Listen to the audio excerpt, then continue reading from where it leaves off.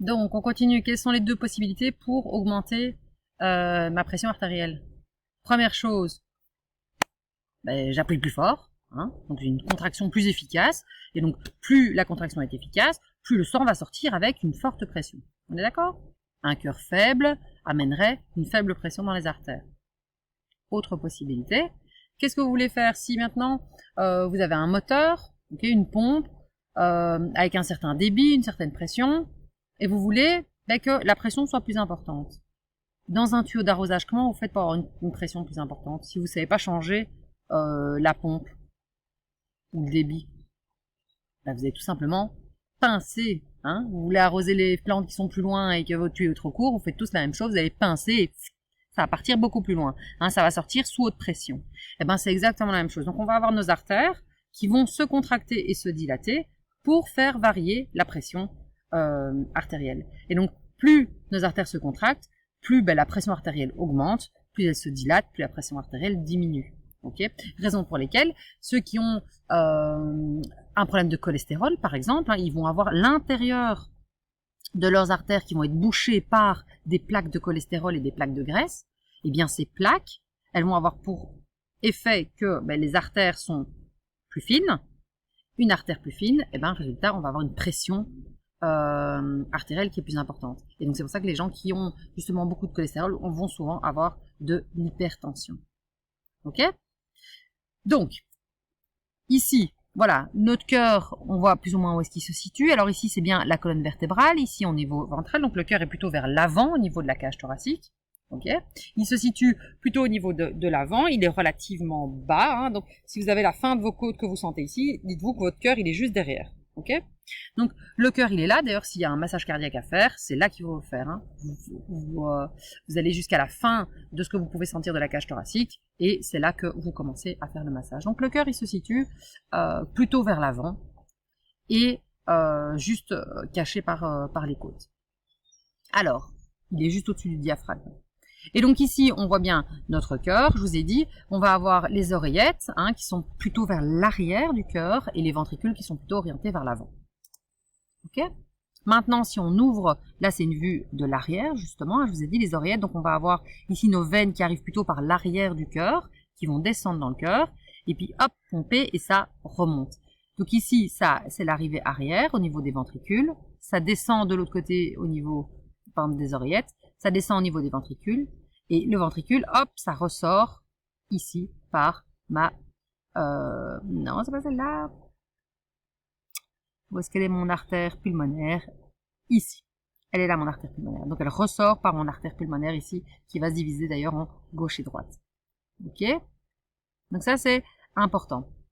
Et puis ensuite, on va avoir, ça revient ici par, vous voyez, la veine pulmonaire, ça revient, et ça va ressortir par mon artère aorte.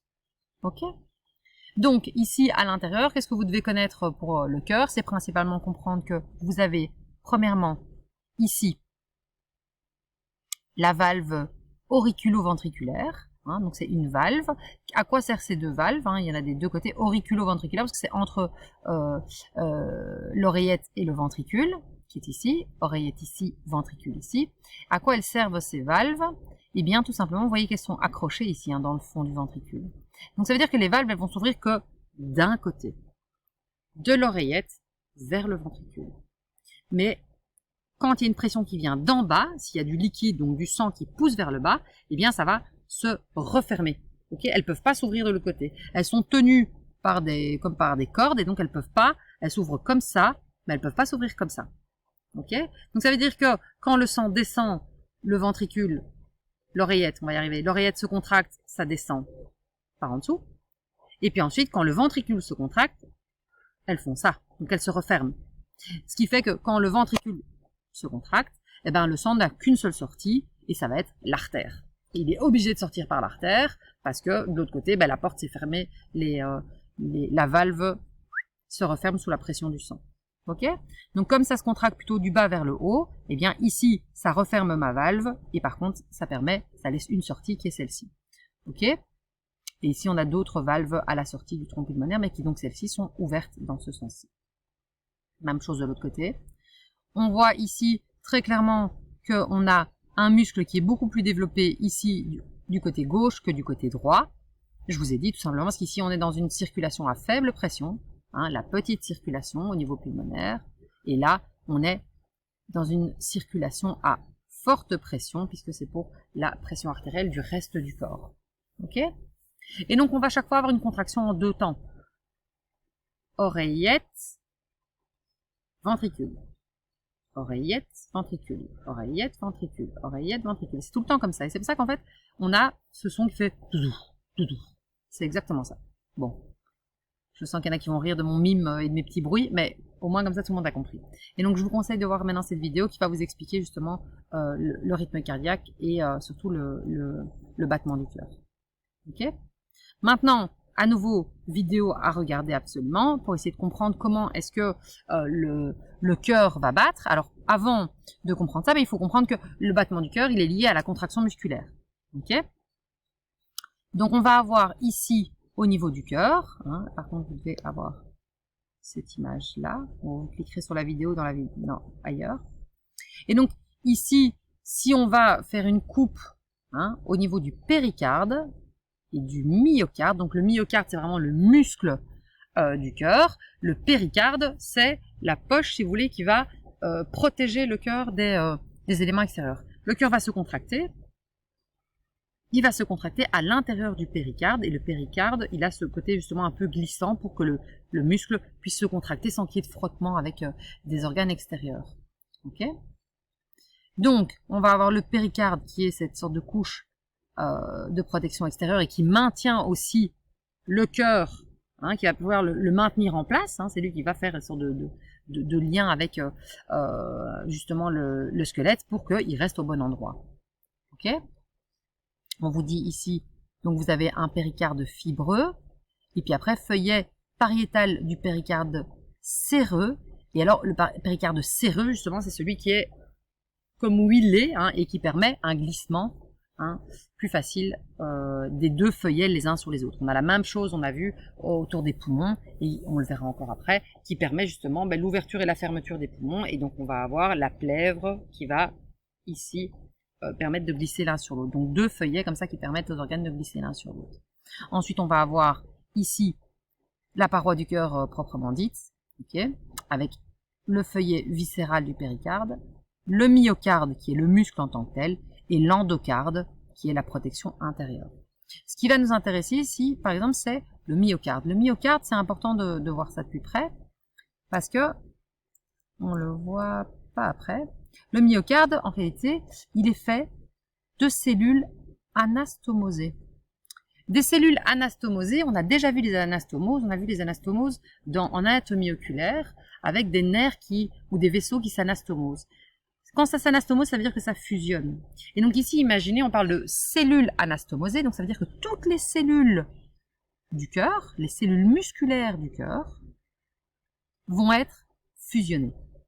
Pourquoi est-ce que c'est important de comprendre ça? Le cœur, on est bien d'accord que quand il se contracte, il doit se contracter entièrement en même temps. Ok? Il n'y a pas une première partie qui se contracte et puis une autre, et puis il faut que ce soit absolument exactement au même moment. Et donc en fait, le fait de fusionner toutes les cellules, c'est ça qui va permettre cette contraction simultanée. Donc on va avoir en fait quelque part une grosse cellule. Il n'y a pas besoin de communiquer de proche en proche. Il ne va pas falloir amener un influx nerveux à cette cellule-là, à cette cellule-là et à cette cellule-là. C'est vraiment quelque chose qui va arriver en une fois. Okay? Donc l'anastomose, elle permet à ce que justement l'influx nerveux communique immédiatement avec l'entièreté du muscle.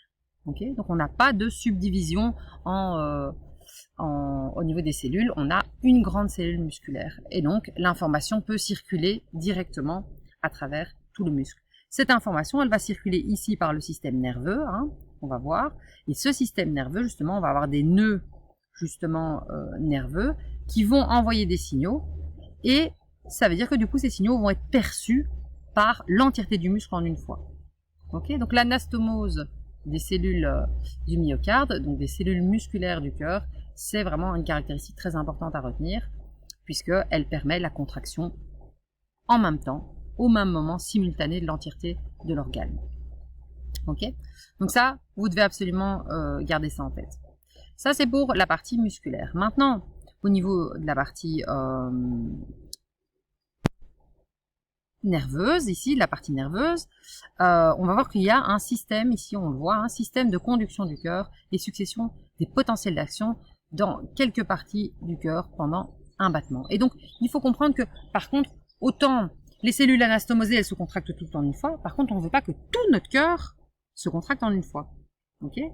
On ne veut pas l'entièreté du cœur. Donc, qu'est-ce qu'on veut? C'est qu'on veut des parties, le ventricule, par exemple, l'oreillette d'abord, hein, par exemple, l'oreillette qui se contracte, ensuite le ventricule. Donc, il va falloir qu'il y ait déjà l'aspect rythmique de la contraction, mais aussi les zones à contracter, elles sont pas toutes à contracter en même temps. Ok?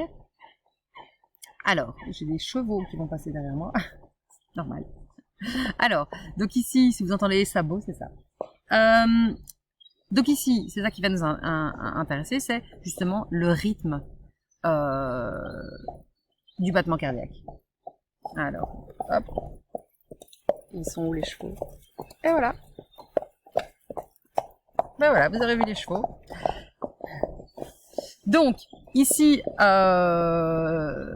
c'est ça qui va nous intéresser. Maintenant, c'est de comprendre comment est-ce que cette contraction est rythmée. Alors, ce qu'il faut comprendre, c'est que le rythme cardiaque, ça n'est pas une information qui vient depuis les neurones et depuis le cerveau. C'est quelque chose d'autonome.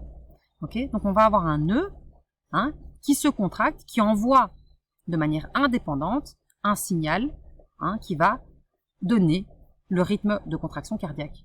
Et donc, en réalité, la contraction cardiaque, elle est totalement indépendante, mais par contre, elle peut être influencée par le cerveau. Donc, elle peut être accélérée ou ralentie par le cerveau. On a vu avec l'ortho et le parasympathique, c'est donc bien de l'involontaire, hein, le cœur, et du moteur involontaire.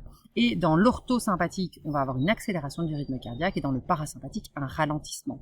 Et donc ça, on va amener des informations extérieures avec des neurotransmetteurs, adrénaline ou acétylcholine, qui vont accélérer ou ralentir le rythme cardiaque. Mais le rythme cardiaque lui-même tout seul, eh bien, il va battre de manière régulière. Tout simplement parce que on va avoir des cellules musculaires particulières qui sont excitables. Donc ces cellules, elles sont capables de s'exciter toutes seules, sans influx nerveux. Ok? Donc c'est ça la particularité vraiment du cœur, c'est qu'il va avoir ici, au niveau du cœur, le nœud sinusal, hein, qui donne un premier rythme cardiaque et qui va induire la contraction des oreillettes. Ok? Après, on a le nœud auriculo-ventriculaire, ici, qui va induire la contraction, ici, des ventricules. Et donc, vous avez bien ici, premièrement, le nœud sinusal, qui va induire la contraction des ventricules, et puis ensuite, une deuxième dépolarisation du nœud auriculo-ventriculaire, qui va induire, ici, la contraction des ventricules. Ok? Donc, on voit ici, justement, les deux. Donc, ici, le nœud sinusal, donc c'est vraiment, de nouveau, cette onde de dépolarisation, et donc, il va y avoir un pic, hop, ça va induire la contraction des muscles auriculaires. Ok? Donc des oreillettes. Ensuite, avec un certain décalage, un pic du nœud, donc une dépolarisation du nœud auriculo-ventriculaire, et avec un autre décalage, hop, contraction du muscle ventriculaire.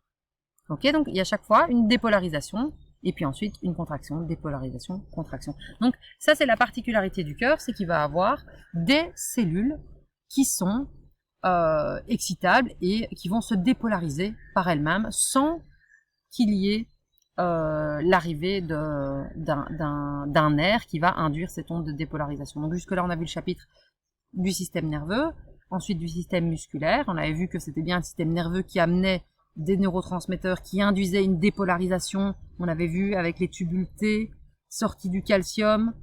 Hop, du coup, on avait la capacité de la lactine et de la myosine de s'accrocher et de créer une contraction. Et bien ici, c'est tout simplement cette dépolarisation, elle est induite directement à l'intérieur du cœur. Elle ne vient pas d'un nerf extérieur qui vient induire un influx nerveux qui induirait une contraction musculaire. Donc ça, c'est quelque chose d'important, c'est de comprendre qu'effectivement, il va y avoir des cellules au niveau du cœur qui sont capables de se dépolariser et d'induire une contraction. Ok, donc ça, c'est ce qu'on va retenir pour cette vidéo-ci. Je vous conseille de regarder les deux vidéos, celle-ci et celle-ci, Donc de regarder ces deux vidéos pour avoir de plus amples informations.